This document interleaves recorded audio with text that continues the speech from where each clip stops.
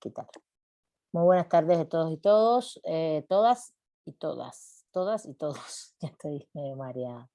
Y apenas es martes. Miren, estamos terminando el positivismo justamente, como tradición filosófica jurídica. Recordemos que esta tradición es dominante, sigue siendo dominante hoy, aunque el pensamiento jurídico crítico tenga mucha fuerza.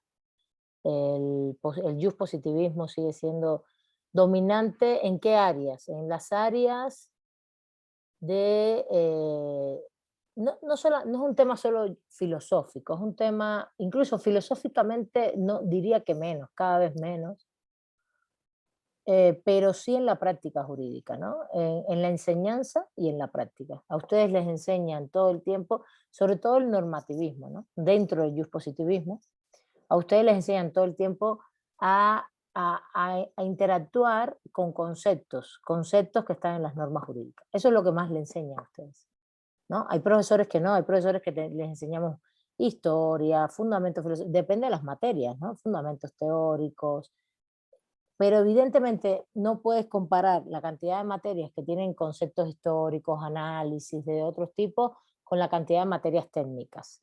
Las técnicas son las que tienen que ver con las resoluciones de problemas específicos en las ramas del derecho. Yo no quiero decir que, entonces tiene mucho más peso esta área. Ahora, ¿qué pasa con esas áreas? El problema no es que no te enseñen los conceptos de las normas. El problema es la forma en que te lo enseñan. Si te lo enseñan de una manera dogmática, por ejemplo, mira, esto es lo que dice el Código Civil, esto es lo que se acepta, y tú tienes que resolver los problemas en función de esto. Eso tiene una complejidad porque ustedes saben que pueden interpretar de muchas maneras esos conceptos. Y si lo saben, y ustedes tienen incluso una base, no solo epistémica, sino de concepción del conocimiento, que es lo que yo estoy intentando enseñar en esta clase, por ejemplo, saber que el derecho tiene una función social, que el derecho es una relación de poder, es una relación social. Luego, entonces, ustedes van a tener una forma de pensar. A mí me interesa cómo piensan el derecho, ¿entiendes? Eso es lo que me interesa en esta clase, cómo pensar el derecho. No ustedes, todos, ¿no? Todas y todos. Entonces, tú enseguida vas a pensar el problema en una dimensión social, por ejemplo, política, económica, y ahí tu pensamiento ya cambió. Y ya entonces, aunque busques en la referencia normativa y digas qué está en el código, qué está en las leyes, qué dice la Constitución, vas a intentar buscar y conceptualizar, primero conceptualizar y después argumentar en función también de tus posiciones y de tus fines. Y ahí, por ejemplo, estás siendo realista, no estás siendo positivista. Estás siendo realista, estás buscando cuál es mi fin, pues transformar la realidad, que haya menos desigualdad, que tenga fines sociales, por ejemplo. Luego, entonces, yo voy como abogada, a intentar hacer este proceso de esta manera, o como jueza voy a argumentar las sentencias en función de esto. Incluso una sentencia argumentada formalmente desde el punto de vista positivo, pero que el fin de la sentencia sea realmente, por ejemplo, evitar las brechas de desigualdad, evitar, no, disculpen, disminuir las veces, evitar la desigualdad, evitar aumentar la desigualdad, es lo que quise decir, disminuir las brechas de desigualdad. ¿Entienden? Brechas de desigualdad, ¿no? Una brecha es una apertura que cada vez se abre más, siempre se abre más. Entonces, lo que tú harías es, dice, bueno, estamos en una situación, en este caso, que evidentemente estamos acentuando con una interpretación formalista la desigualdad de una persona o de un grupo que tiene que ver con el caso que es vulnerable, que tiene tales problemas. ¿Sí me entienden? Una perspectiva, por ejemplo, de derechos humanos, todo esto. Si ustedes tienen todo eso detrás de los conocimientos, ustedes van a interpretar las normas de otra manera, la verdad. Y estás en la posición realista, no normativista. No esta cosa de esa exégesis normativa de decir, bueno, es que eso es lo que dice la ley y no tenemos opción. No, no, las leyes hoy son interpretadas y argumentadas de tantas formas y maneras. Sí les pasé mi artículo del INE, sí les pasé el artículo, ¿no? Es que para mí eso es un buen ejemplo Sí, profesora. de cómo tú puedes interpretar de una manera u otra, encantado la vida. ustedes pueden estar de acuerdo con lo que dice el artículo y decir, ah, mira, eso es una opinión analítica, interpretativa de las actuaciones del INE. O pueden decir, no, yo no estoy de acuerdo, yo creo que, que sí, sí las actuaciones van en este sentido, y así. Eso es el derecho. Y eso es lo que te están diciendo los realistas. Los realistas están diciendo todo el tiempo, sobre todo los norteamericanos, que son los que, bueno, los escandinavos realmente la esencia de lo que plantean es una cosa muy específica. Eh, eh,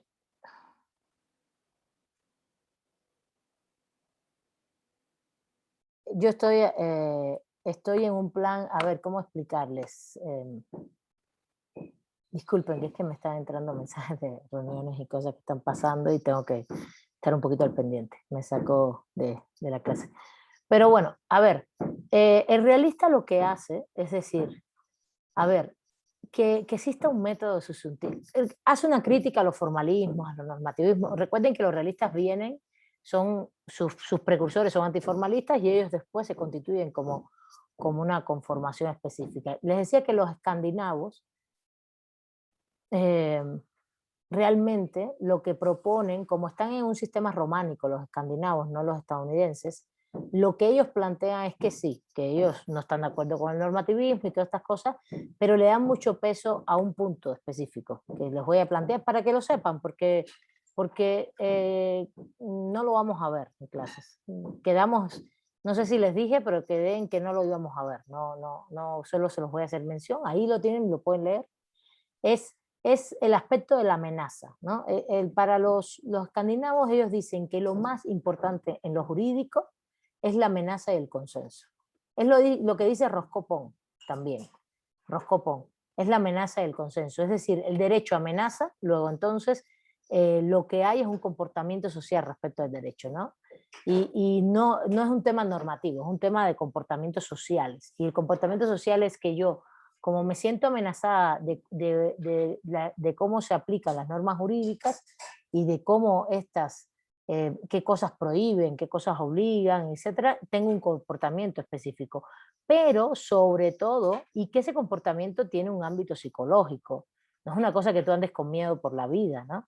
Sino que tiene un ámbito psicológico muy importante y de valores morales que están vinculados al consenso. ¿Cuál es el consenso? Pues a poco no tenemos consenso en que no se debe matar. No es un tema religioso, ¿eh? Es un tema de convivencia humana, de paz, de vivir en paz, de vivir en armonía. Que no la mayoría de las personas, no sé si todos, pero yo creo que un gran por ciento de las personas digo, pues no se debe matar a otro, no se debe afectar físicamente, no se debe sustraer lo que no es de uno, no se debe, bueno, agresión física, psicológica, mucho menos la vida, ¿sí se entiende? Todos más o menos debemos tener satisfechas las necesidades. Yo creo que en eso hay consenso. Ah, hay gente que no le importa, sí. Hay gente que hace lo que quiere con las normas, sí. Y no tienes que ser ni pobre ni delincuente, no estoy usando esas palabras, por favor, cuidado con eso. No son esos términos, da lo mismo la condición social, da lo mismo donde vivas y donde te expreses. Una persona millonaria puede tener valores de cinismo y de apropiación muy fuerte y de explotación al otro y de denostación al otro. No usen la palabra denigrar, que es racialmente discriminatoria, tiene que ver con la raza, denigrar, de negro, negro. Entonces no la usen, denostar, usen la palabra, empiecen a incorporar en su lenguaje palabras diferentes. Denostar al otro, sienten que los otros son menos que las personas, son menos que ellos. Bueno, esas son actitudes muy comunes en la convivencia humana hoy, en todos los sectores también, en todos los sectores sociales, en todos los ámbitos. Entonces, y son actitudes reprobables, pero bueno, hay como límites, ¿no? Hay un ámbito como no matar, ¿no? Por ejemplo, en el cual hay muchas más personas del lado acá, ¿no?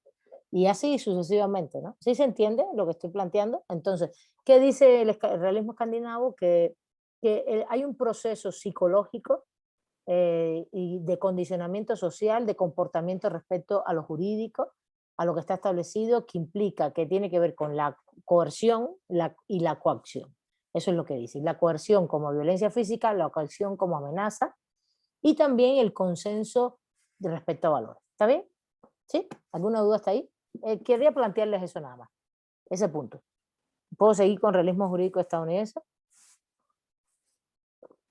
Vamos, que voy a preguntar, pónganse las pilas que los veo y las veo lentos. Vamos, que voy a empezar a preguntar ahora. Bueno, entonces, el realismo jurídico estadounidense, los realistas tienen esta base muy clara desde el punto de vista epistémico que ya conversamos, de, primero, la empiria. Y esto es muy importante, esto va al examen. Lo empírico, lo empírico. ¿Qué es lo empírico? Se basan en los hechos, se basan en lo que ocurre con el derecho. No me interesa tanto qué es el derecho en sí, sino qué está ocurriendo con el derecho. ¿Entiendes? Y estos son sobre todo los gringos. ¿Por qué son los gringos, los anglosajones? Porque ellos están viendo el movimiento de lo jurídico vinculado a dos esferas, en la esfera legislativa y la esfera judicial. Ellos le dan mucho énfasis a las dos esferas, no solamente a la judicial, aunque tienen mucho sobre la judicial, también a la legislativa. Entonces, para ellos, la legislativa es un proceso de transformación constante en función de relaciones de poder y relaciones políticas. Y eso lo podemos ver perfectamente en cualquier sistema, el anglosajón y el románico, que es un proceso de pugna política, de lucha, de poder, para ver qué se pone en la norma, qué se quita, qué se modifica. Claro, nosotros tenemos constitución, códigos, leyes, entonces todo esto se pone mucho más, se engrosa, ¿no? Y ellos tienen más bien políticas públicas que son derecho también, y es lo que hacen en su Congreso, ¿no? En el caso de Estados Unidos, por ejemplo, que es el que más conozco. Conozco menos el Parlamento inglés, la verdad. Pero Estados Unidos sí, Estados Unidos, pero más o menos, lo que hacen es aprobar actas, las llamadas actas, no, acts, que son leyes, pero que no son como las nuestras, así detalladas, jerárquicas, sistemáticas, sino incluyen dentro de ellas o un solo tema, por ejemplo, discriminación o sucesiones, que regularmente ya eso está, ya estos temas ya no se legislan, tendrían que ver más, no sé, cuestiones de mercado, cuestiones nuevas, el internet, el uso de los medios, cosas novedosas es lo que van aprobando, y junto a eso empiezan una serie increciendo de documentos que tienen que ver con las políticas públicas, ¿no? En materia de salud, en materia de igualdad, en materia de, por ejemplo, acuérdense cuando Obama aprobó una política pública del Medicare, que es lo de un seguro de salud. Lo que Obama decía era que era obligatorio que todos los empleadores tenían que darle un seguro de salud a sus empleados. Eso es lo que se aprobó. Pero eso es una política pública, no es una ley que dice eso, ¿sí se entiende? Está como redactado siempre en documentos como políticas públicas, etc. ¿Y qué hizo? Y como era una cosa propuesta del Ejecutivo y se aprobó, etcétera, ¿qué hizo Trump? Era una cosa del Ejecutivo, porque no se llegó a aprobar directamente en el Parlamento, era una cuestión del Ejecutivo, exactamente. No me acuerdo ahora, no tengo la certeza si se aprobó o no en el Parlamento, pero no importa. ¿Qué hizo Trump cuando llegó? Lo quitó.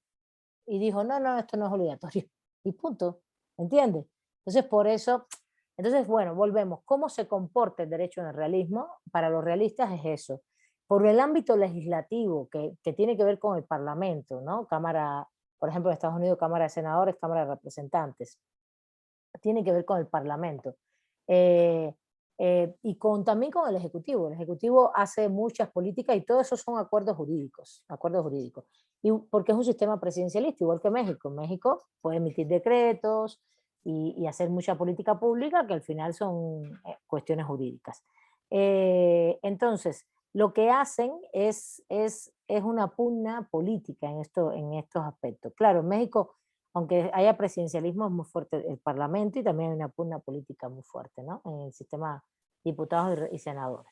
Bueno, por eso también hay tanta pugna hoy por las votaciones del domingo, ¿no? Una pugna muy fuerte de que se vaya a votar, de que todo esto, porque saben que ahí se están discutiendo los elementos fundamentales de no solo de políticas públicas, presupuestales, etc.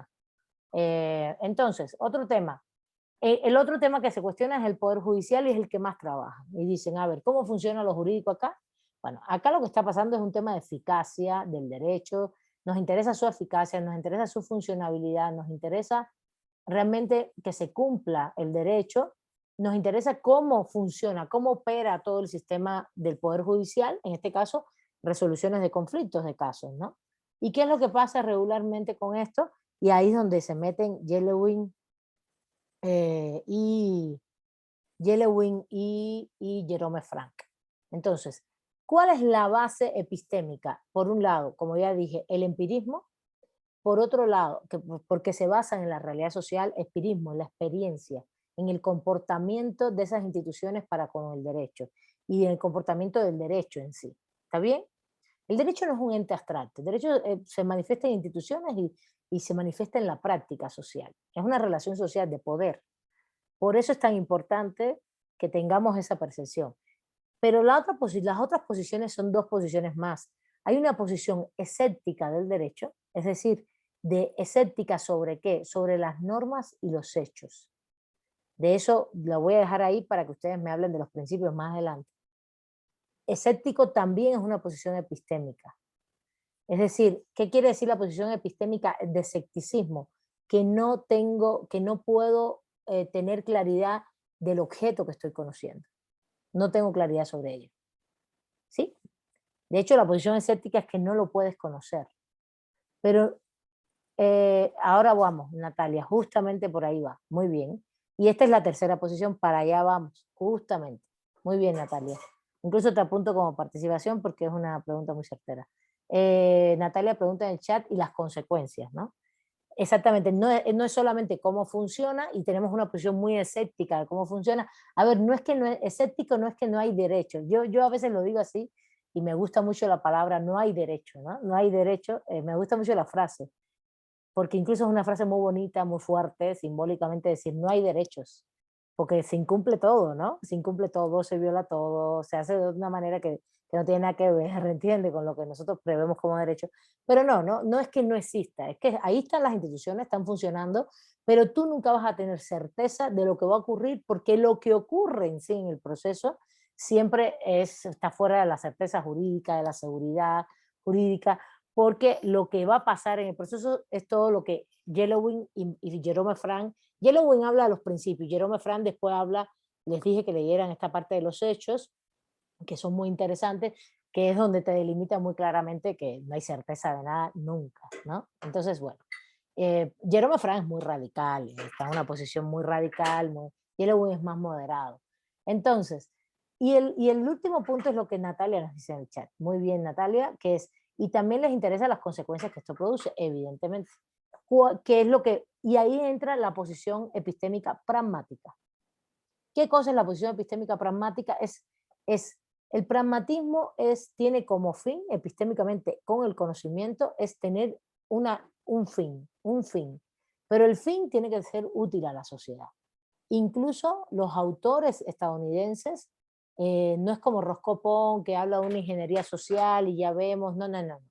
Ni Oliver Holmes dice unas cosas, Roscoe otras, no. Yellowin y Frank ya lo que dicen es utilidad social en función de disminuir los problemas de desigualdad, de, de transformar la realidad social que vivimos. Recuerden que todas estas personas, ellos dos, están en el contexto Estados Unidos, años 30, se acaba la Primera Guerra Mundial, mira, ya fue la Primera Guerra Mundial, después viene la Segunda Guerra Mundial, triunfó una revolución socialista en Rusia, hay una revolución impresionante agrario laboral, vamos a decir, hasta cierto punto, pero vamos a decir, sí, agraria social, es como se llamaría más bien, en México.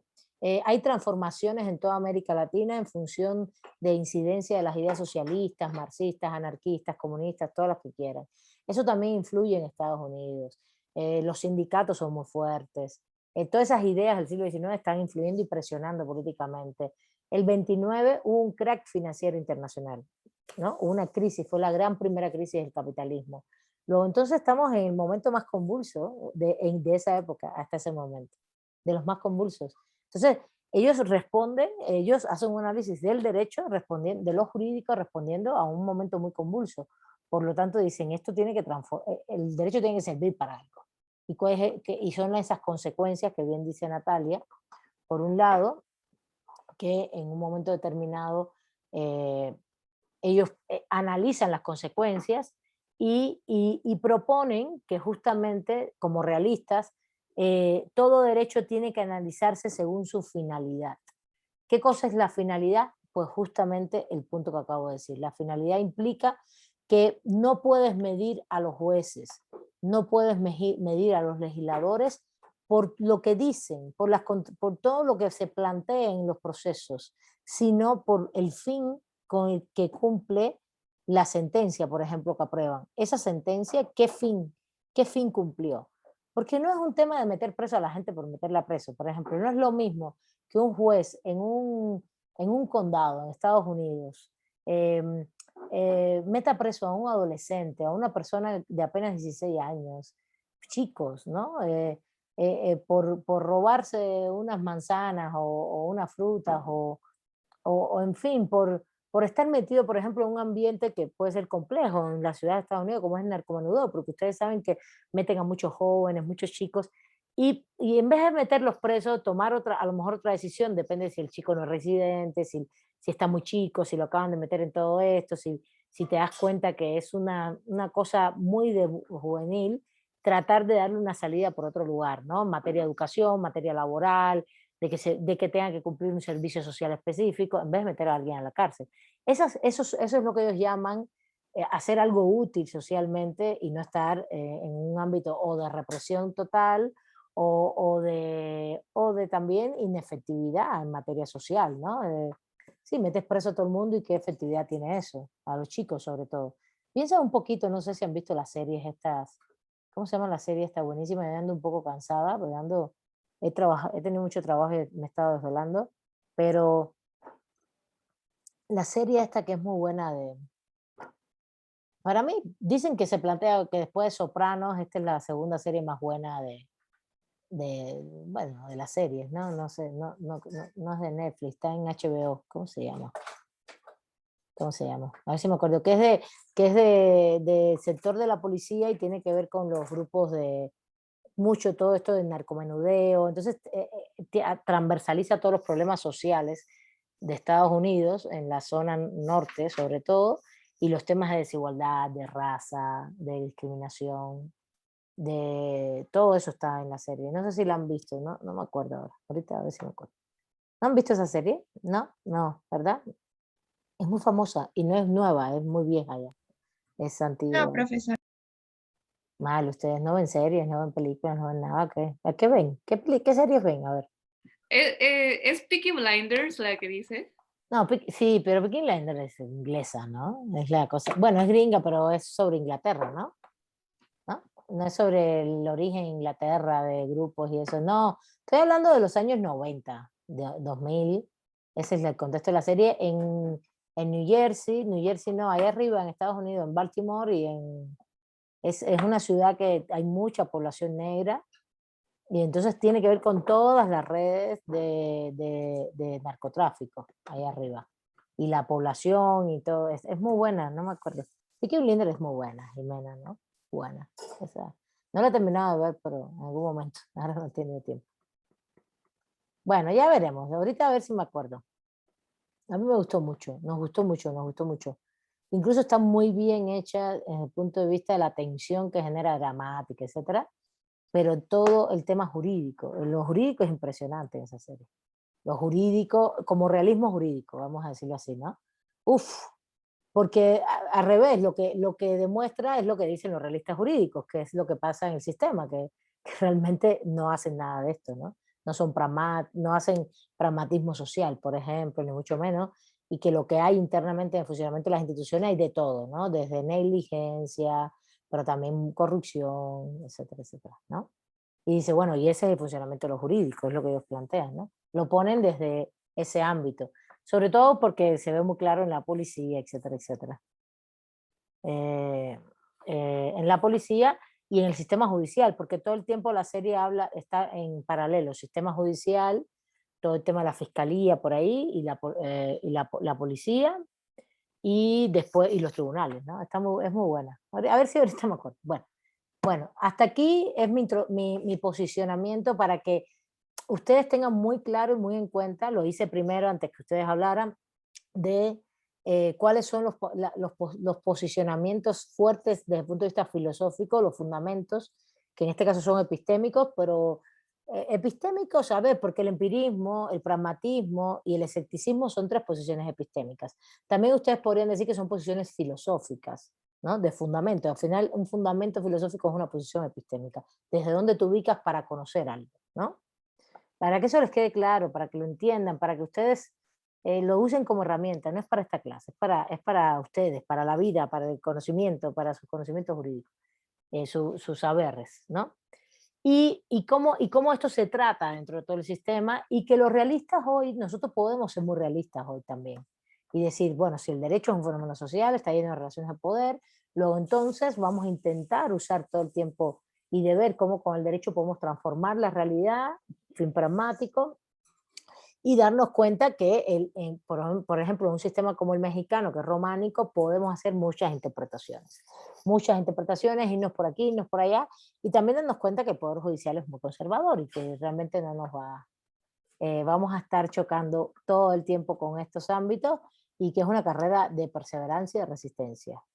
Y que evidentemente depende de los contextos políticos. Un contexto político cada vez más progresista o progresista al menos, genera mejores condiciones para incidir en los otros ámbitos de los poderes, sean judiciales, sean legislativos, pero evidentemente los sistemas políticos, por lo menos en el caso mexicano, el ejecutivo y el legislativo como que van en la misma línea ideológica, ¿no?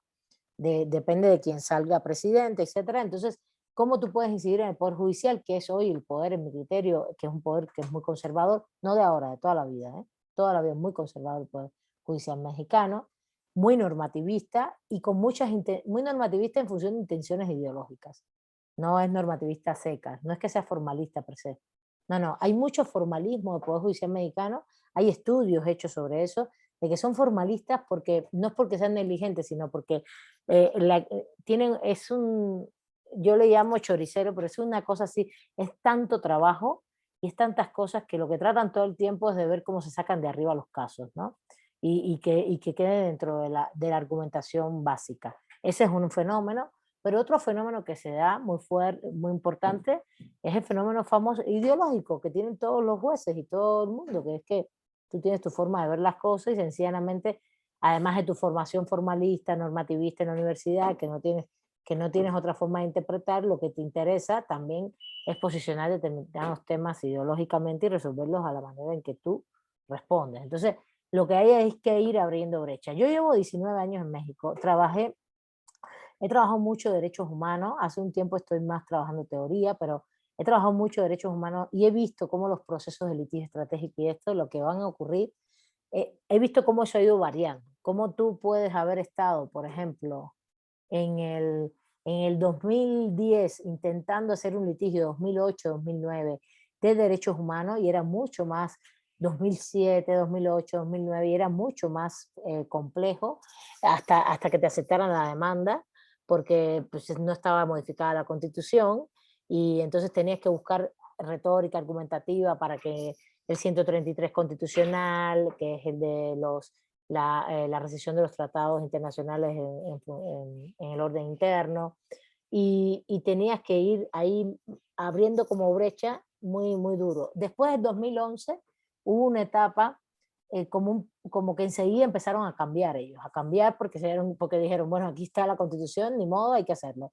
Y empezaron a prepararse. Entonces hubo una etapa chiquita, pequeñita y de tiempo temporal que hubo que marcar brecha, hacer brecha, y entonces empezaron a aceptar todo y a empezar a argumentar, ¿no? Pero eso no quiere decir que todos lo hicieron. Por ejemplo, yo me acuerdo de una demanda laboral que hicimos, un grupo de personas, de profesores, para también reclamando un derecho laboral, pero ya estaba la reforma de derechos humanos. Y me acuerdo que la hacemos y el juez lo primero que hace es decir, ay, no, no, no, el derecho humano, el derecho laboral no es un derecho humano, pum, y te la tumba y dices, ¿estás loco o qué? ¿Entiendes? Entonces ahí enseguida hicimos apelación y el colegiado le dijo, oye, a ver, están hablando de salario, el salario es indispensable para la vida humana, luego entonces sí va por los derechos humanos y te están dando la argumentación, por lo menos pídele al patrón de cual están diciendo, pídeles a ver qué está pasando, ¿no? Y eso fue lo que le dijo el colegiado al juzgado de circuito en materia de amparo. Tienes que decirle por lo menos, no manches, si hay ya jurisprudencia que dice que son derechos humanos y que el salario es indispensable para la vida. Es decir, que una persona que se quede sin salario puede, tener en riesgo muchas cosas porque es el medio de sobrevivencia cotidiana.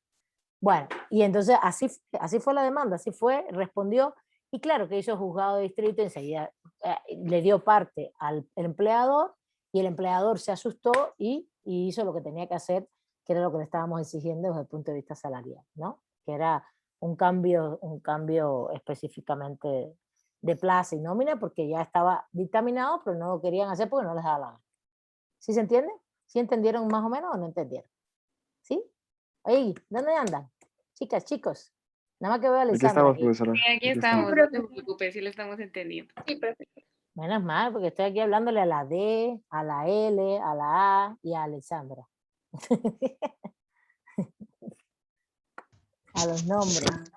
Es que nos da para prender la cámara porque ya sabe, final de semestre y todos somos más desvelo y ojeras que personas. Así estamos, yo también. ¿Quieres que te enseñe las mías? No, se ve muy bien, profesora. Ya sé, pero de pronto me dan ganas de verles un poquito. Bueno, entonces, ya salió la Emiliana y qué bien con su... Ay, se me olvidó felicitar a nuestro querido Carlos. Carlitos, eso, muy bien. Sí vimos el juego, ¿verdad? Gracias, maestra. Gracias. La verdad estuvo muy emocionante. Carlitos, qué mal juegan Muy todos, ¿eh? emocionante. El Juegan mal, no manches. Me da mucho gusto que hayan ganado, mucho gusto. Pero yo acostumbrada a ver esos pases certeros que nadie pierde un pase, a de pronto un pase y digo, ¿ese para dónde la tiró? ¿Qué le pasó? Pero bueno, está bien, estuvo emocionante. Sí, yo dije, ya le empataron a esta gente. Y después ya vimos que metieron el gol, menos mal. Estuvo bien, estuvo bien. No más que terminó como la fiesta del guatado, diríamos en Cuba. Todos Así puros peleándose, nervios. Yo puros estaba así con nervios. las manos, mordiéndome las uñas, esperando a que terminara. Sí, Sí. pero estuvo, qué bueno, me da mucho gusto que hayan ganado finalmente, Dios santo. Sí se acuerdan, ¿no? El año ese que ganaron 3-0 y después les ganaron 4-0, una cosa así. Que después Sí, sí, sí. hay gente presa y todo, que hubo manejos en el club. Está muy feo eso. Y hay mucha gente como Carlos, que sufre y vive con esa pasión y es, amén del robo y todo lo que implica, es muy, muy triste que también jueguen con la gente así. Es realmente es un tema, claro, no se nos va la vida en ello, hay gente que sí, pero sí es pesada, sí es fuerte eso. Bueno, hay que felicitar a Carlos y a todos los que le ayudan a Cruz Azul. Y a los de Santos que le sigan echando ganas. Y a los que no les importa, bueno, pues, vean otro deporte, no sean así, los deportes bonitos. Bueno, ya les di todos los elementos. Y bueno, ahora les doy la palabra, tienen una horita completa para ustedes, para que expongan cuáles son los principios del realismo jurídico estadounidense planteados por Jewelin y qué es lo que nos plantea Jerome Frank con esta posición escéptica, ¿no? Para ir redondeando ya y terminar este punto y se acabó. Vamos, ahora es ustedes. Les doy la palabra a ustedes.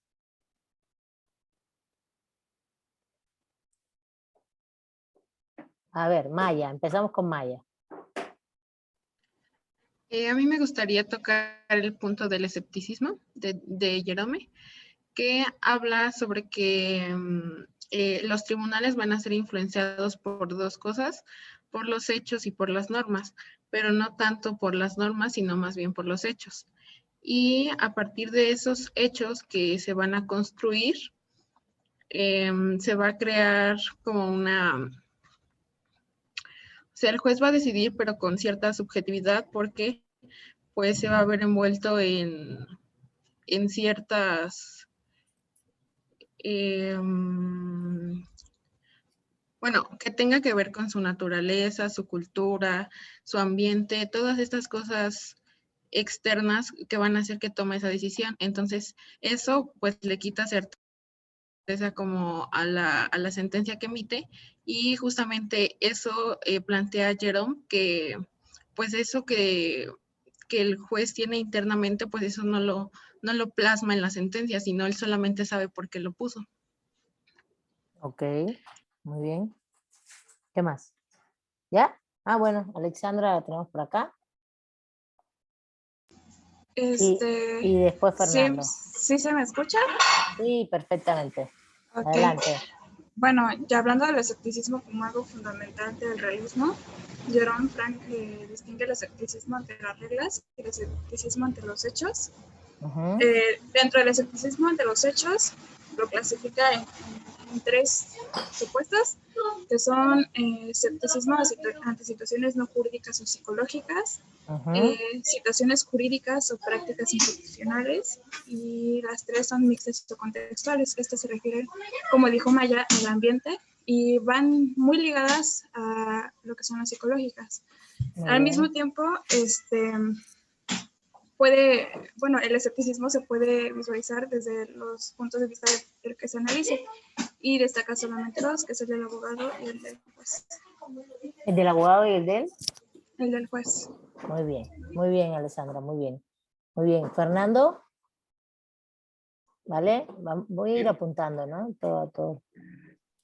Bueno, continuando con con la parte del escepticismo, a mí me gustaría tocar entre las causas la distinción que hay como entre la causa no jurídica, límite de percepción, que es como esta parte. Bueno, a mí me sorprendió mucho la descripción que hace, porque es algo que está ahí siempre y que todos lo vemos como en un sentido muy jurídico, ¿no? Y aquí este tipo de clasificación de causas hace pensar que también el juzgador tiene como en la causa no jurídica un criterio más personal, o que a lo mejor puede hacerse sentir identificado con una persona, con algún testimonio, y argumentar finalmente eh, de forma inconsciente, haciendo como una especie de declinación o preferencia hacia algún testigo o hacia un imputado, ¿no? Y va a buscar la forma jurídica de justificar eso. En la parte de la causa jurídica, que es la actividad del abogado litigante, hubo una frase que llamó bastante mi atención, porque en esta causa se habla acerca de que pues el abogado postulante es el que básicamente va a preparar a sus clientes con la finalidad de proteger, o más bien seguir las reglas del juego, pero pues de cierta forma tiene que desacreditar la versión de los hechos que cuente la contraparte, ¿no? Y existe una parte muy importante, un renglón muy importante que incluso me pareció gracioso, en donde se dice que es como que la función del abogado es como aventar pimiento en la cara de un cirujano mientras intenta operar, ¿no? Dios, Eso me pareció está buenísimo. súper curioso. Yo lo pensé, dije, creo que sí, o sea, tiene razón. Realmente no le interesa como, digamos, conservarse en un estatus legal, ¿no? Normativo, sino más bien destruir todo lo contrario. ¿Y de qué forma lo va a hacer? Pues básicamente organizando los hechos de tal forma que el juez pueda como eh, ver o el juez pueda notar que a lo mejor una persona no está diciendo los hechos de forma verídica, ¿no? En general me pareció de manera personal como súper interesante y muy filosófico. Yo creo que los abogados postulantes generalmente son personas que son demasiado normativas, ¿no? Y no se toman en cuenta como estos puntos. Y en el último, en la última causa, que es la mixta, en donde se enfocan, bueno, en la causa mixta o actuaciones en contexto, que es el ambiente, como mencionan mis compañeras, veo que es como una clasificación en donde se enfocan especialmente al testigo, a la persona que está siendo interrogada, debido a que pues todo puede tergiversarse debido a la presión en la que se encuentra sometida, ¿no? Hay una parte al inicio igual en la causa no jurídico-psicológica en donde se dice que cada persona tiene como su versión de los hechos, ¿no? O sea que no importa como de qué forma hayan sucedido las cosas, siempre ambas personas van a tener como, aunque hayan sido solo dos personas, van a tener como distinta forma de apreciar las mismas cosas. Exacto. Lo cual, bueno, ya para no hacerlo tan extenso. No, estoy diciendo que exacto, muy bien. Adelante. Sí. Sigue. Que cada persona va a hacer como su propia versión de los hechos. Entonces, ahí mismo hablan como de la justicia. Bueno, más bien, yo creería que eso es como la parte en la que podría entrar este concepto de justicia dentro de nuestro trabajo como abogados, ¿no? O más bien, sí, justicia porque es como darle a cada quien lo que corresponda, pero el problema es aquí encontrar como la mejor versión o la versión más adecuada para que el juzgador de una forma, ¿cómo decirlo? A lo mejor con más instrumentos o más herramientas o de una forma más clara pueda dictar una sentencia y se puede evitar lo que precisamente se toca en el principio, que es que se encuentren muchas personas dentro de, bueno, cumpliendo penas que realmente no les corresponde cumplir. Esto debido a la tergiversación de los hechos. Vale, Sería todo de mi parte. muy bien, Fernando. A ver, Aislinn, ¿te arrepentiste ya no? Bueno, como tú quieras. Está Ania y después María José. Sí, maestra. Yo también quiero hablar sobre las causas no jurídicas. Frank se centra sobre la prueba testimonial y habla sobre la fiabilidad del testimonio. Él dice que hay muchos errores de percepción en la prueba de testimonios, estos derivados en la falla de la memoria, en las diferencias culturales de las personas, en los sexos y también en problemas de salud que son los trastornos y otras cosas. También dice que es muy raro que personas digan los mismos relatos sobre sus testimonios debido a que por lo mismo de estas diferencias, esto es lo que los hace diferentes y por lo tanto los jueces, habla sobre que los jueces dan una resolución en base a lo que los testigos dicen, aun en cuanto en que los errores de percepción no siempre son, o sea, no son bien vistos por ellos. También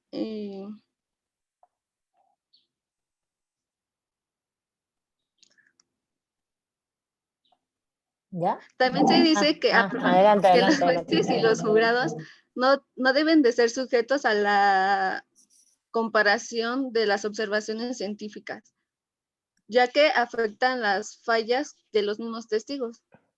Y ya eso sería todo. ¿Qué es lo que no es sujeto a la comparación científica? Los hechos, ¿no? ¿O qué? Ajá, los hechos que derivan de los testigos. Los hechos que derivan de los testigos. Muy bien, Jania. Ese es un punto muy importante también, el tema de los testigos. Bueno, el Fernando nos expuso elementos de las causas que habla Jerome Frank, donde incluye todo el tema de los hechos, los testigos, etc. A ver, en la lista está María José. Sí, bueno, es que yo quiero hablar de Carl. Perfecto, buenísimo. Bueno, pues con respecto a los principios, que decía que, bueno, en su como artículo de 1931 establece 9 y después eso se convierte en, o sea, como que ya se juntan o no sé cómo decirlo, pero ya como que se plasman en otros que se supone que pues habla de la concepción del derecho como un medio para un fin y no como un fin para sí mismo. También pues esa como división entre el ser y el deber ser para los efectos del estudio del derecho. También esa desconfianza a las normas y a los conceptos jurídicos tradicionales para describir lo que se hace en los tribunales. Y la desconfianza entre la teoría de las normas prescriptivas y el factor de la para la producción de, pues, de las decisiones judiciales. Y también pues en la creencia de que vale la pena como agrupar por casos y situaciones jurídicas en categorías pues más reducidas que las que se habían utilizado anteriormente. Muy bien, muy bien, muy bien. ¿Y Brenda? Adelante. Sí, bueno, yo ya había leído anteriormente en una clase sobre Jerome Frank, Ujú. y bueno, relaciono un poco la lectura que nos dejó con la que ya había leído. Y bueno, pues él aporta mucho al realismo, porque pues, o sea, como sabemos, el realismo se enfoca en la eficacia de la norma, ¿no? O sea, qué tanto aporta al ser llevado al plano de la realidad. Y él aporta que, por ejemplo, menciona que ningún teórico jurídico niega que el derecho no hace un buen trabajo al momento de actuar cuando las cortes no son, bueno, cuando las cortes son ignorantes o indiferentes a las normas, realmente no ofrecen como una alternativa el derecho no ofrece una alternativa de qué hacer cuando esto sucede. Y bueno, también con la lectura que usted nos dejó, quería hablar sobre lo de los testigos, pero creo que ya lo mencionaron. No, pero coméntalo, no hay ningún problema. Ah, bueno, que él Siempre, habla como estamos, no tenemos pizarrón así abierto, las cosas dichas doble en una tecnología digital no quedan, nunca está de más, por eso no hay problema. Además, para así participas con más.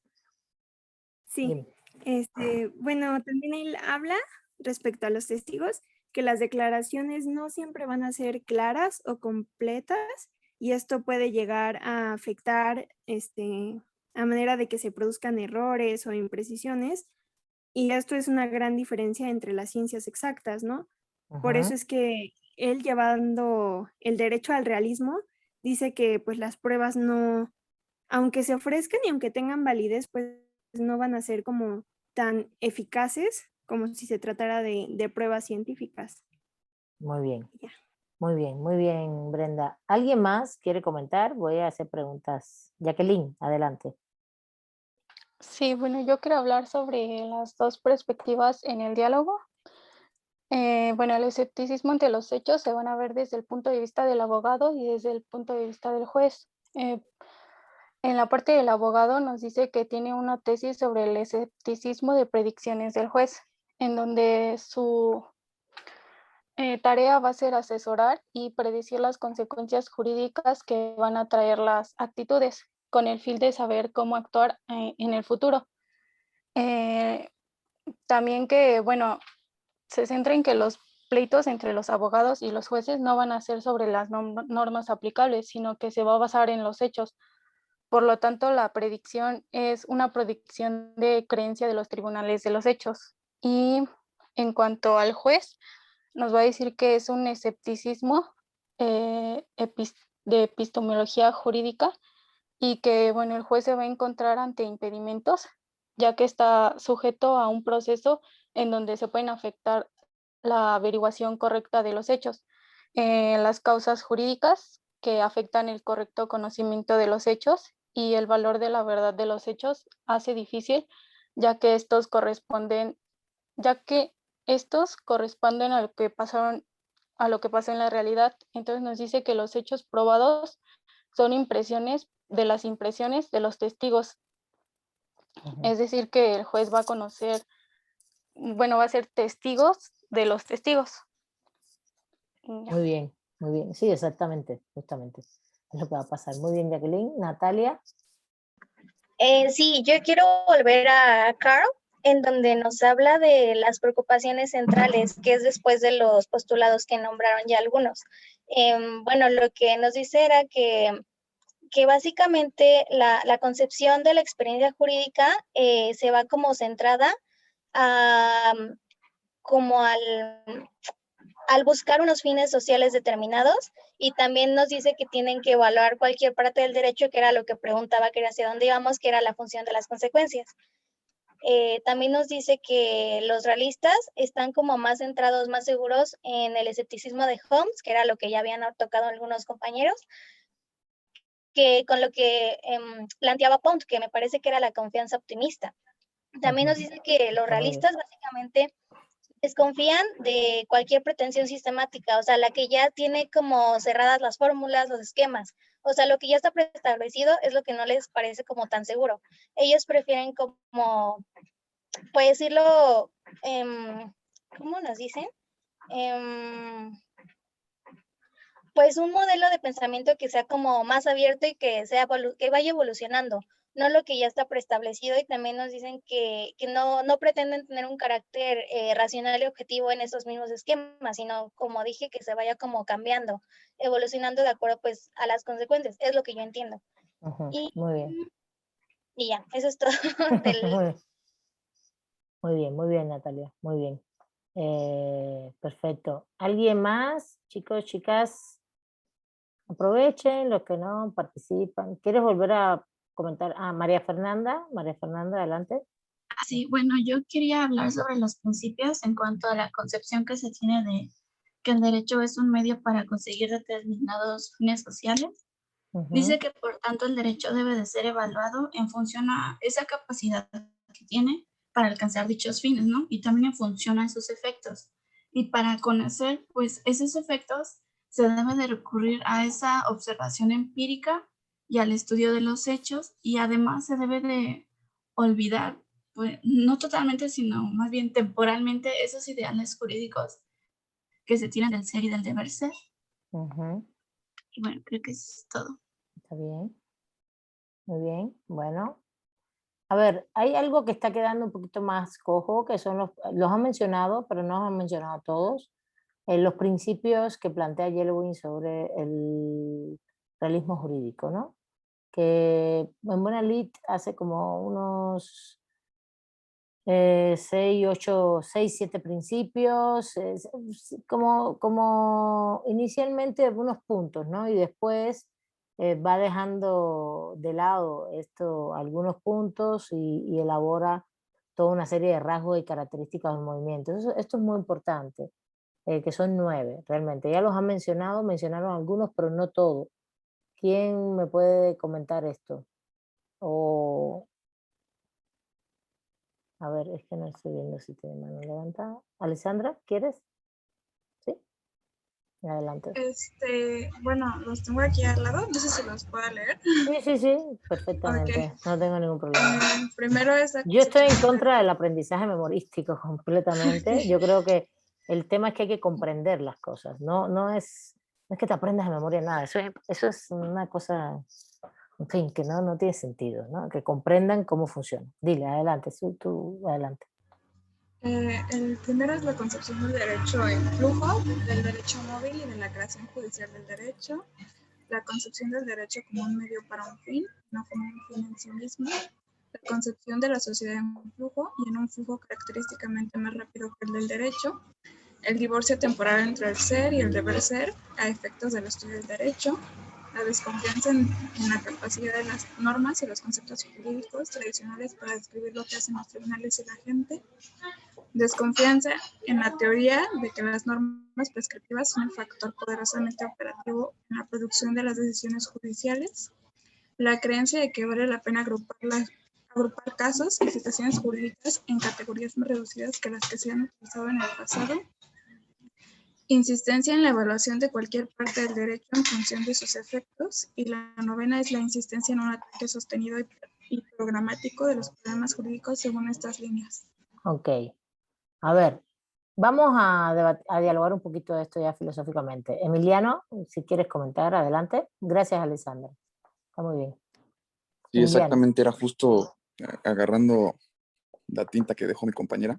Bueno, y un poquito haciendo análisis un poco más previo en cuanto a estos mismos principios que ya había redactado Llewellyn, no sé que se pronuncie, en un trabajo no publicado, dice la lectura, de 1925, ¿no?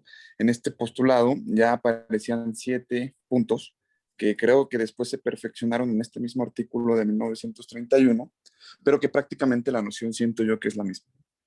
Y esto sí cito, la tesitura clara de estos postulados, cito, es el cambio de esta énfasis desde las normas y los preceptos hacia los efectos del derecho, no, nos ha llevado desde el estudio de las palabras al estudio de los hechos. Yo interpreto esto que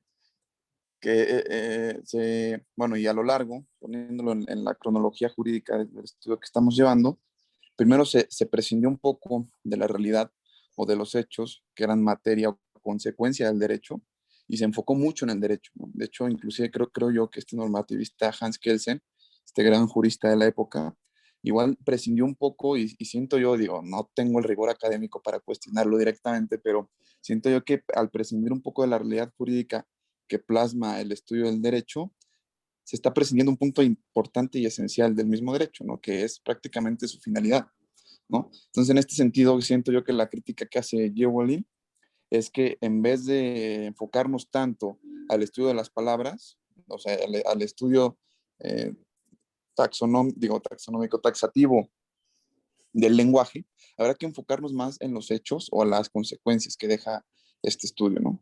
Por eso en estos puntos, que los voy a leer a continuación, siento yo que ya después se perfeccionan, pero estos puntos son clave, ¿no? Porque empezamos con el punto A que dice que es el estudio de las consecuencias sociales de las instituciones y doctrinas jurídicas, ¿no? Esta tesitura dice que es el mismo estudio de las consecuencias de las instituciones del que debemos adoptar en vez de las instituciones como tal, ¿no? Luego entonces en el estudio sociológico, perdón, preparatorio de la legislación también es importante, pues en este estudio previo también se palpa la realidad de la que se toma el asunto para ya luego por convertirlo en ley, ¿no?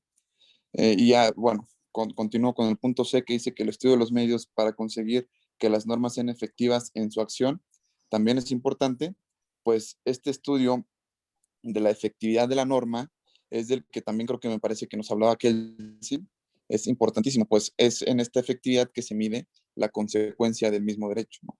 Luego entonces paso al punto D, que dice que es el estudio del método jurídico. Ahí, bueno, dale, no, termina, yo voy a hacer una comparación con Kelsen ahorita, vale, adelante. Ok, de acuerdo. En el punto D dice que también el estudio del método jurídico es importante y pues creo que también va relacionado justo con los últimos dos puntos, pues es este mismo método, este rigor metodológico que hace que una norma pueda ser efectiva, ¿no? Luego entonces el punto E dice que una historia jurídica sociológica es el estudio de los antecedentes y los efectos sociales de las normas, doctrinas, instituciones jurídicas en el pasado y de cómo se han producido estos efectos, ¿no? Es decir, aquí también otra vez está abstrayendo este concepto del efecto que deja la norma más allá de la norma per se, ¿no? Procede al punto F que dice que es el reconocimiento de la importancia de la aplicación individualizada de las normas jurídicas. Aquí, sobre todo, aquí sí me gustaría hacer un énfasis porque me pareció muy, muy buena y muy loable esta idea, pues hay que reconocer que una norma se hace en un sentido general o genérico, erga omnes, pero ya luego después la aplicación de esta norma es en un sentido individual, ¿no?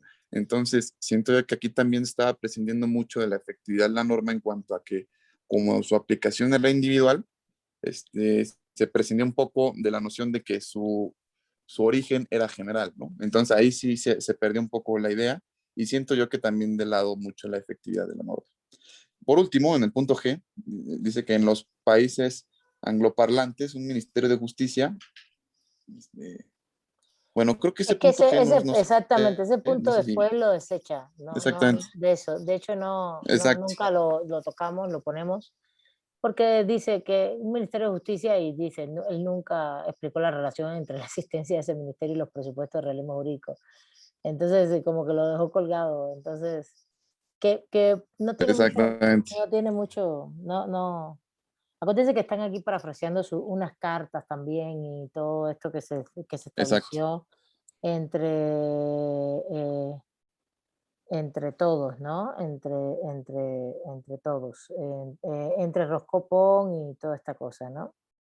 Entonces, bueno, mira. Por supuesto. Buenísimo, Emiliano, buenísimo, muchas gracias.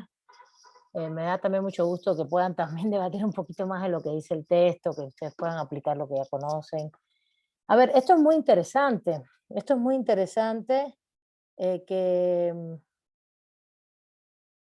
interesante porque justamente se van a dar cuenta que no solo cuestionan todos los principios de las otras escuelas, sino que están muy centrados y pensando en cómo funciona realmente lo jurídico y que y que tienen una relación muy fuerte con lo social. Por eso mencionaba a Eugene Rich, que es de la doctrina del socialismo, el sociólogo del derecho. Eugene Rich tiene un libro precioso, ya se los he dicho varias veces, y ahí está en la página, lo que pasa es que se me ha olvidado abrirlos, que habla incluso de pluralismo jurídico, que el derecho tiene un comportamiento social tan fuerte que habla de pluralismo jurídico en la sociedad, como la categoría que usa es el derecho vivo.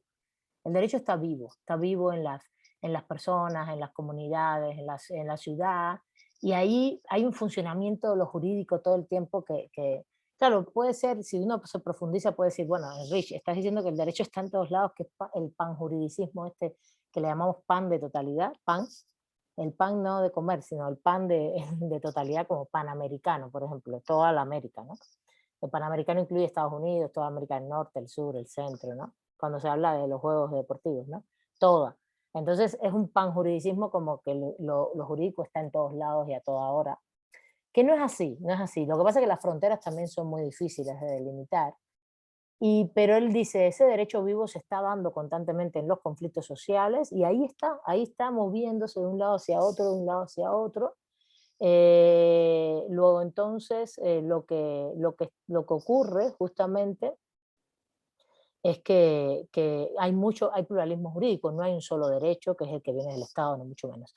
El Rich es de los más interesantes en estos mismos años, que son los años 30, 40, 30, en esa misma época, como sociólogo del derecho que es austriaco. ¿Se imaginan cómo está el movimiento en toda esa época de las concepciones, frente también a un Kelsen que es un gran teórico del derecho? Eso no le quepa duda a nadie, un gran filósofo, pero el problema está en las diferencias en cómo ven el objeto de estudio, ¿no? Cómo los ven, cómo lo quieren analizar, y también las consecuencias que esto trae. No es un problema solo de diferencias. Quería yo comparar lo que dijo Emiliano con el tema de, por ejemplo, justamente el normativismo no le interesa nada ni de las consecuencias, ni tampoco de lo preparatorio, esto de lo sociológico previamente.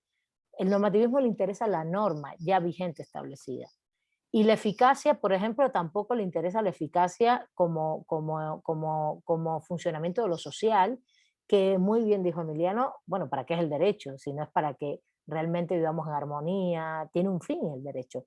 Claro, no es que Kelsen lo obvie, Kelsen lo que quiere es presentar un sistema que funcione bien, coherente, completo, etcétera, y que esté lleno de conceptos bien argumentados, bien fundamentados, bien articulados desde el punto de vista doctrinal, y que el sistema jurídico funcione con esos conceptos que son los que son puros, los conceptos, recuerden siempre eso. No el sistema en sí, sino los conceptos, la teoría pura del derecho, ¿no? Esa conceptualización, esa forma de hacer ciencia jurídica que es normativa y que está llena de conceptos. Al final eso es una filosofía del derecho, más que una teoría del derecho. Es lleno de conceptos universales. Y entonces a mí me parece muy interesante, pero en el fondo tú dices, sí, pero ¿y la realidad social dónde la dejas? Para él dice, no, eso es política jurídica, eso es sociología jurídica, eso déjaselo a las facultades de ciencias políticas y sociales. El derecho en nuestra facultad o en nuestro ámbito lo que nos interesa es esto. Y ahí es como coartar un poco el fenómeno, es como forzar a que el derecho sea solo un campo mínimo autorreferencial interno que al final lo que le quitaste los brazos, los pies, las manos y es el corpus, así nada más, y con el corpus que haces. Es verdad que, por ejemplo, puede funcionar, tiene corazón, no sé qué, pero es bastante, y te quedas un poco coartado de todo. Y es el tema de la eficacia, no vinculado, como él lo plantea, Kelsen, a la validez. La eficacia para Kelsen es la validez. No le interesa la eficacia en sí, sino el concepto de validez. No es eficacia social, es validez. Es válida la norma porque fue aprobada por una norma previa, jurídica, que evidentemente, si esa norma jurídica previa está fundamentada, está aprobada, está fundamentada jurídicamente, y todas las acciones están fundamentadas jurídicamente, es así, de manera jerárquica, de manera fundamento legal, ¿no? Luego entonces es válida. Da lo mismo lo que diga, es válida. Entonces, esa absorción de la validez, esa absorción de la eficacia en la validez es fatal también, fatal.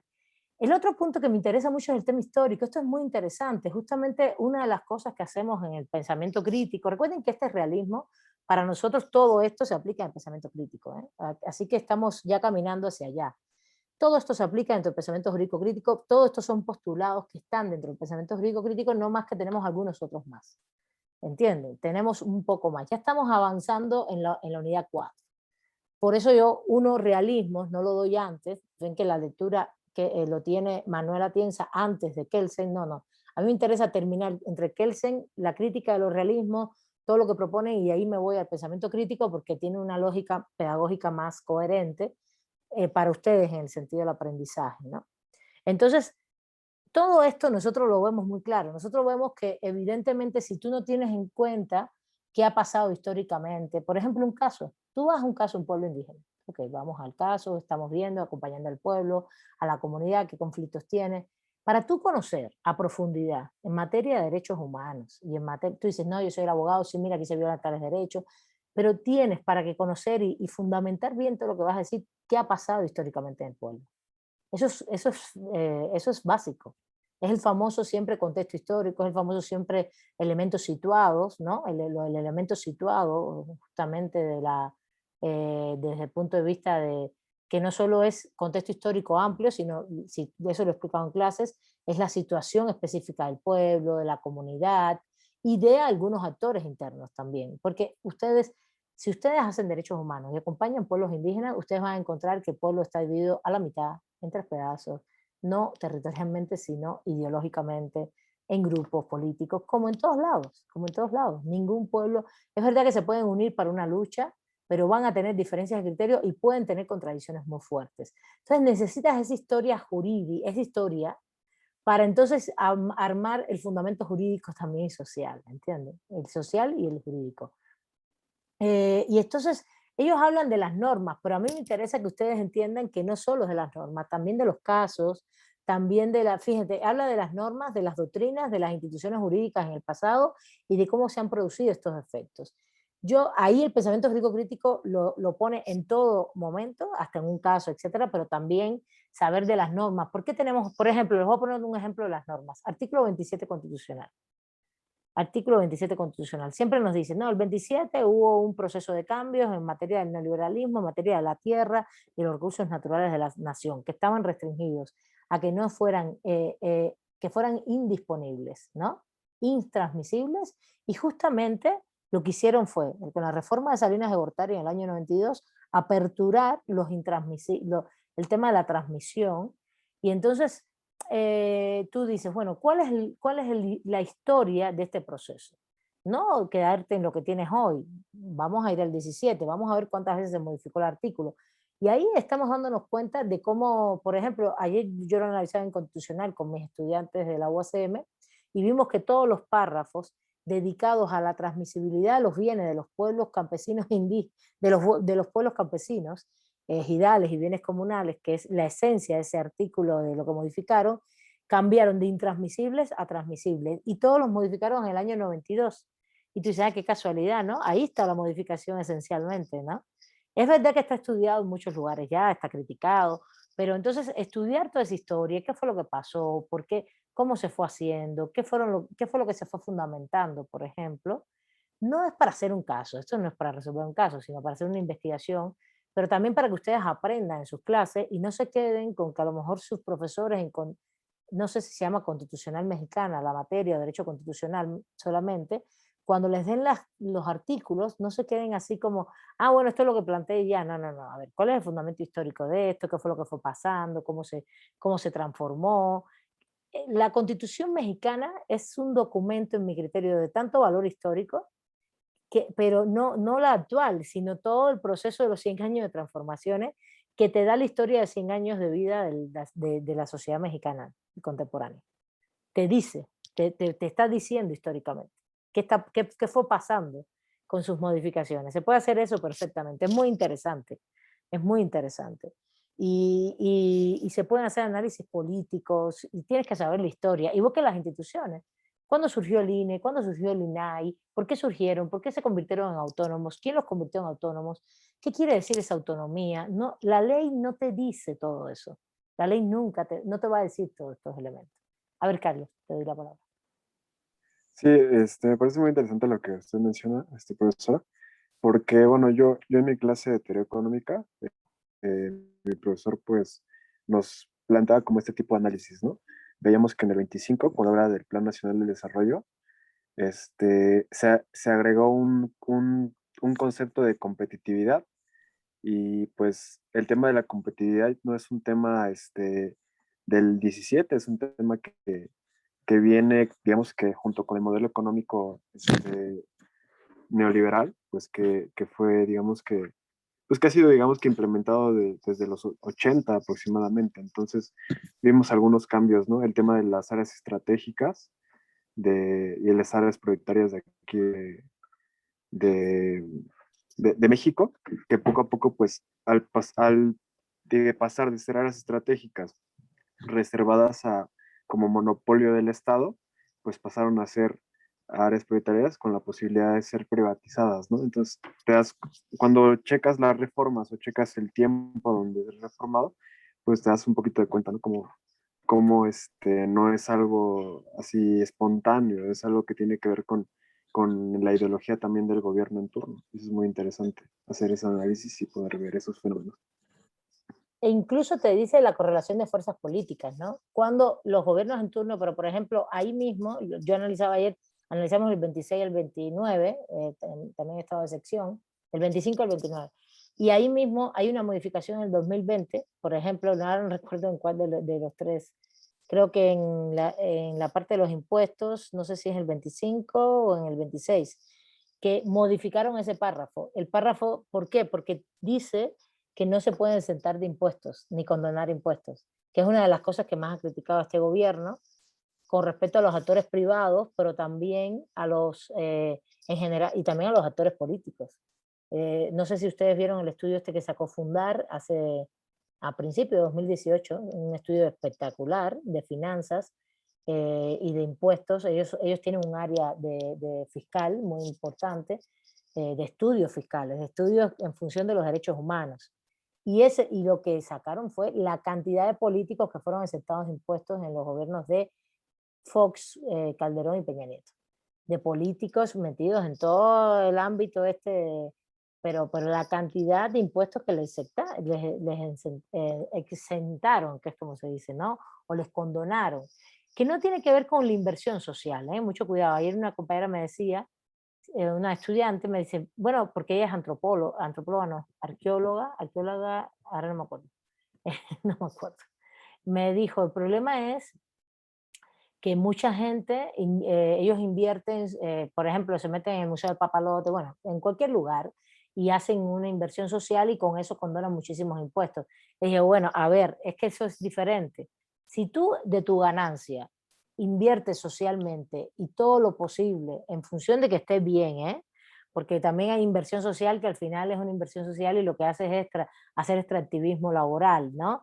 Una inversión social en este museo, pero lo que lo hago para que al final todos ellos trabajen para mí. Ten mucho cuidado con eso. Hay muchos rejuegos para hacer estas cosas, ¿no?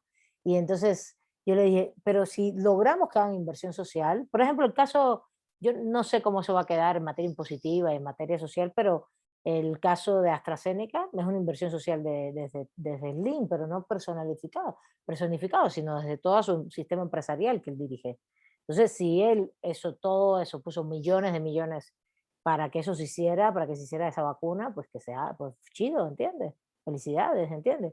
Uno no puede estar en contra de eso, pero sí en contra de una sección de impuestos por tu cara, por tu condición de élite transnacional, económica y política.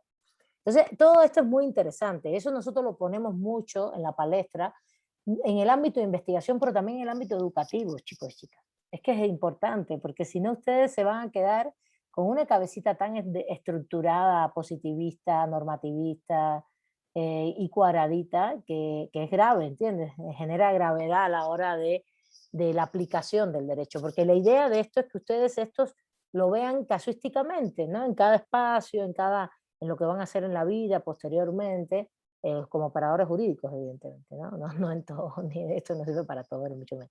Y el último punto es lo de aplicación individualizada, que decía también Emiliano. Esto es interesante, porque esa noción de que tienes un sistema jurídico y lo tienes que ver como completo, esa llamada interpretación integral, ¿se acuerdan? Sistemática, integral, sistemática se llama, interpretación sistemática del derecho, que tú tienes que, para interpretar un caso, darte cuenta que hay a la vez un conjunto sistemático del derecho.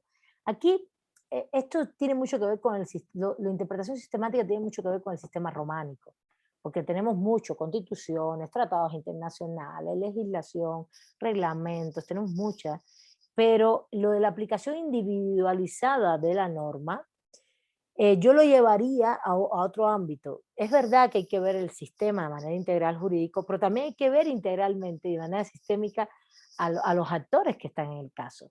Y ahí es donde yo veo la aplicación individualizada. No sé, Emiliano, si tú lo interpretaste así. Yo lo interpretaba así, un poco como que por lo que conozco de la escuela y por lo que he leído y por lo que estaba comentando, lo que plantean, que es que una cosa es que el sistema, ellos no hablan del sistema porque realmente su sistema no es integral y sistemático. Ellos tienen un sistema con muchos libros de casos, y eso no tiene sistemática realmente, tiene poca sistemática. O la sistemática es muy básica, civil, penal y ya. No es como nuestra legislación, que es mucho más sistematizada. Sistematizada es un conjunto de elementos relacionados unos con otros, a eso me refiero. Eso no quiere decir que no haya lagunas, que no haya contradicciones, claro. Pero yo lo que veo aquí es que enfócate también en el caso. Y el caso es importante. Esto es muy importante en el pensamiento jurídico crítico.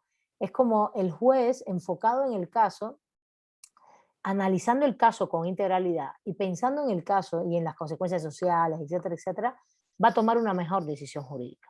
Es esa noción individualizada, pensando, el caso que les puse ahorita de los chicos en una ciudad como Baltimore o en barrios pobres, en barrios de personas negras, ¿no? En su mayoría, que tienen una condición social de pobreza, de discriminación. Pensar esto, ¿no? ¿Qué acciones tú puedes tomar como juez para que incluso todos los problemas sociales que se dan en esas comunidades, que al final todo esto no es un tema solo de consumo de drogas, sino de violencia, etcétera, etcétera, puedas disminuir esos ámbitos, puedas ir dándole un cauce al problema social también. Sí, eso es lo que yo veo. Lo individual, la aplicación individualizada en ese sentido. Bueno, hasta ahí. No sé si quieren comentar algo más. ¿Alguien de ustedes? Bueno, por último, quiero comentar lo último. A ver, positivismos. Terminamos hoy. Varios presupuestos. Uno, el positivismo es el derecho opuesto por los seres humanos, justamente desde una percepción que los seres humanos creamos el derecho, no es natural, lo creamos, pero no es tampoco una cosa racional, única y exclusivamente. Sí sale de la racionalidad de los seres humanos, pero tiene una mediación fundamental, que la mediación está ubicada y el centro está ubicado en el Estado. Y esto es importantísimo. Por eso es que yo ubico, esta es una pregunta que les puse, es una pregunta muy importante de reflexión de positivismo, o que les comenté. Los realismos ¿por qué están los realismos y los antiformalismos dentro del positivismo? ¿Por qué incluso escuelas que no vamos a ver, como es el caso de los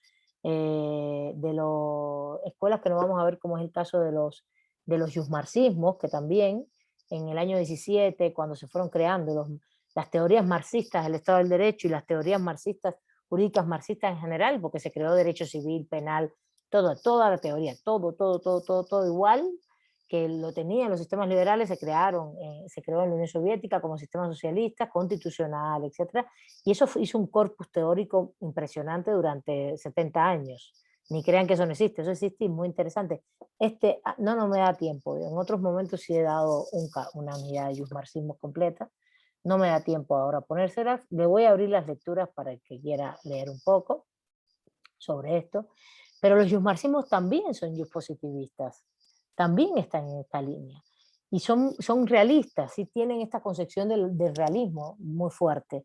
Toda esta noción que hemos comentado sí está, pero incluso hay algunas tradiciones dentro del yusmarxismo que son mucho más ortodoxas, que excepto cuando piensan en cómo se constituyen las instituciones y en algunas instituciones como la propiedad, por ejemplo, la propiedad privada que la acotan y cosas así, pues el funcionamiento de los jurídicos lo ven de una manera muy normativista, por un lado, y otras veces con mucho voluntarismo político también. Es la época del estalinismo, Vichinki, etc. Pero bueno, lo que quiero decir con esto es, ¿por qué todos están ahí? Porque el centro de la reflexión de todos los positivismos es que lo jurídico se mueve, está puesto por las personas, por los seres humanos, y el Estado tiene una función fundamental. El Estado tiene una función fundamental. Esta es una definición que no está en las lecturas y es objeto de aprendizaje de esta unidad, por tanto, de examen. Lo fundamental es que el Estado es parte de toda esta conjunción. Claro, la diferencia entre con los formalismos y los normativismos es que ellos se centran en la norma y el Estado la crea y la aplica, pero se centran en la norma jurídica. Y los antiformalismos y los realismos se centran en que el derecho es una relación social y de poder, ¿no? Siempre pongo de poder porque para que no se les olvide que las relaciones sociales, la relación social per se es una relación de poder, de grupos. La relación social es entre personas, entre grupos sociales, y en el sistema capitalista que vivimos global, etcétera, vivimos en relaciones de poder todo el tiempo relaciones de poder. Esto es importante. Relaciones de poder respecto a quién, respecto de unos grupos con respecto a otros, y depende de nuestra condición social, étnica. Si social se refiere a recursos económicos, étnica, racial, todos los factores que ustedes quieran de identidad, todos estos factores que hoy se toman como los factores de no discriminación, ¿no? Entonces, tenemos que estar claros, y también la relación de poder, disculpen, es una relación política, es una relación económica, ¿no? Se da en este sentido, y el derecho es esto también. Entonces, el centro de los antiformalismos y los realismos es ese, que el derecho es esa relación, y luego entonces vamos a analizar el derecho de esa relación. Pero eso no quita que no sepamos que hay normas, que en un caso, por ejemplo, en el caso de Jerome Frank, como que es escéptico de los hechos y escéptico igual Yellowin, si lo leen bien, Yellowin en Atienza habla que es escéptico de las normas, de cómo determinar las normas, qué norma se va a usar, ¿no? Y por eso, y en el caso de Frank, de los hechos.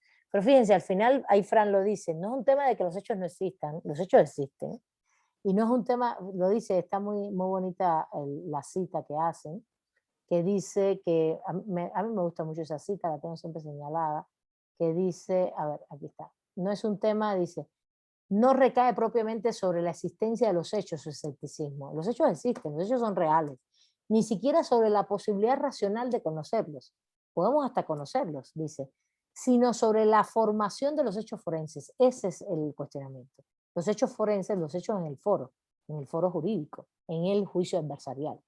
Es que realmente al juez le llega, es la metáfora de la pimienta en los ojos, ¿no? Al juez.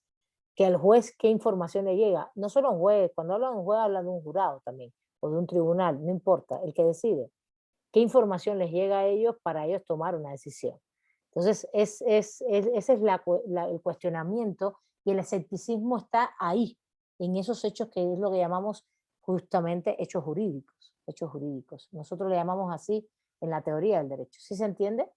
Luego, entonces, justamente el centro de estas dos tradiciones, antiformalismo y realismo, sería, para ya cerrar, justamente que el derecho como una relación social, como una relación de poder, que a la vez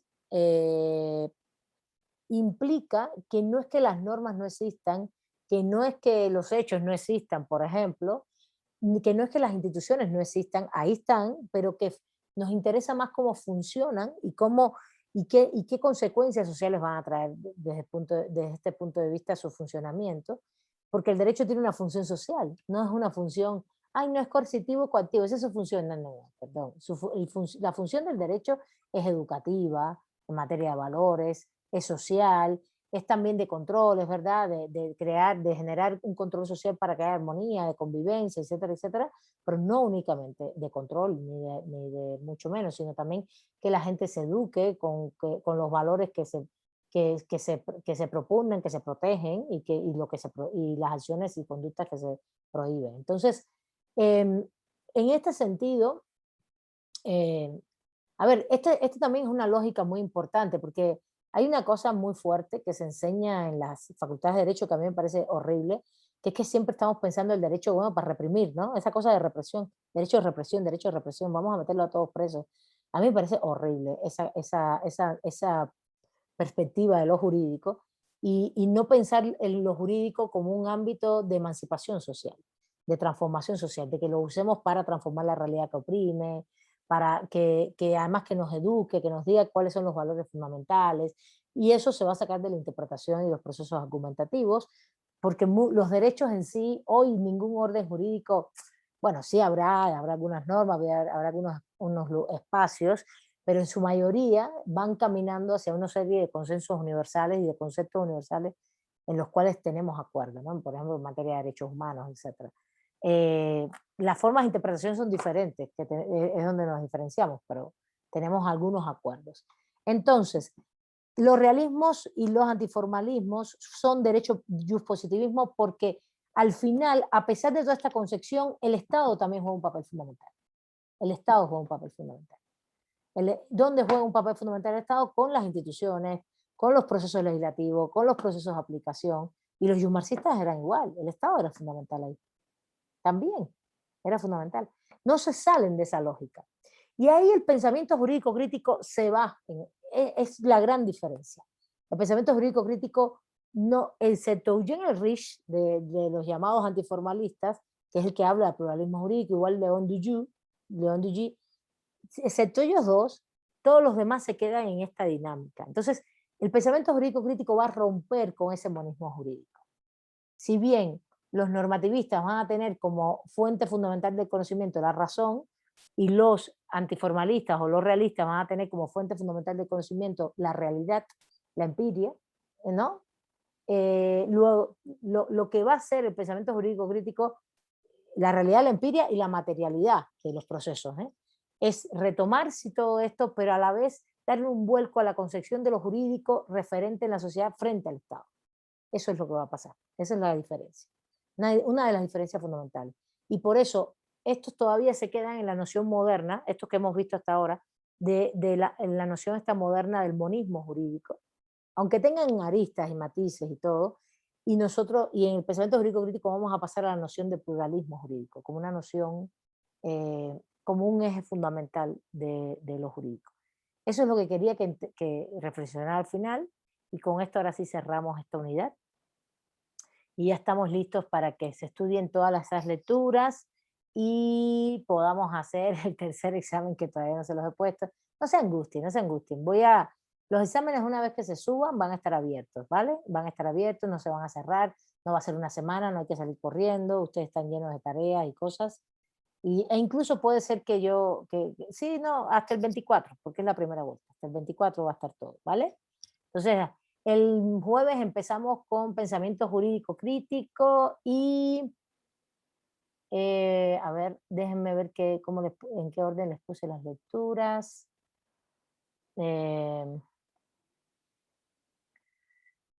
Están puestas como... Bueno, la primera es Volmer, ¿ok? Y la segunda Boaventura y después la mía. Sí, bueno, estamos a primero, está bien. Vale, estamos bien, estamos muy bien en tiempos para abarcar bien las 4 unidades sin problema. Justamente, 1, 2, 3, 4, 5. Perfecto, vamos a dar como 2 clases, 3 clases de toda la parte teórica, 3, 8 y 10, y el 15 y el 17 vamos a empezar a aplicar en la práctica. Claro, teoría entre comillas, ¿no? Porque vamos a ir profundizando, en la medida en que hablamos de teoría vamos a hablar de práctica todo el tiempo. Entonces yo les pido un favor, 2 favores. Uno es que empiecen a leer ya Volmer, que lean Volmer. Está también toda esta introducción de Boaventura, que la vayan leyendo, y el mío, que vayan avanzando, porque es probable que yo vaya mezclando los 3 textos, no voy a hacer un seguimiento exhaustivo quizás de cada uno, porque no nos da tanto tiempo. Y lo otro es que recuerden que ustedes tienen que escoger el capítulo, uno de los capítulos del libro de Boaventura. Como son tantos, voy a tener que poner otro libro y eso lo tengo que hacer ya, porque no va a alcanzar solo el libro este que subí de la globalización del derecho desde abajo. Voy a subir otro libro, ¿vale? Entonces, me vayan mandando, y ya los que vayan escogiendo capítulos, esos capítulos no se pueden escoger por otros, ¿está bien? Entonces, para que lo sepan, en la medida en que, no sé, me dice, maestra, yo, Milay, no sé, voy a escoger un nombre de ustedes mejor. Carlos me dice, yo voy a escoger el capítulo 3, tal, ¿no? Yo lo aparto y ya están escogidos para que no los escojan, por ejemplo, el capítulo 12, el 3, de hecho, y el 5. Pasen lista, por favor, que ya terminó la clase. Ya sé que ya casi todos pasaron lista, pero por si queda alguien. Ya están escogidos el 12, el 3 y el 5, ¿vale? Entonces, me mandan un correíto, yo lo apunto y yo siempre les doy de recibido, ¿no? Ah, ok, ya está apuntado y apartado. Voy a ponerme en función de subirles otro texto para que... Hay más textos de casos y eso para que libros de casos. Quizás no uno de Boaventura, tengo otro por ahí de unos colegas de cosas que hemos trabajado aquí en México también y cosas así para que lo tengan, para que escojan de ahí también. ¿Vale? Bueno, yo creo que hasta aquí. Un abrazo, un saludo, cuídense mucho. Nos vemos el jueves. Gracias, profesora. Gracias, profesora. Gracias, profesora. Gracias, maestra. Hasta luego. Vale, Profesora. gracias. Cuídense mucho, profesora. Igual, igual.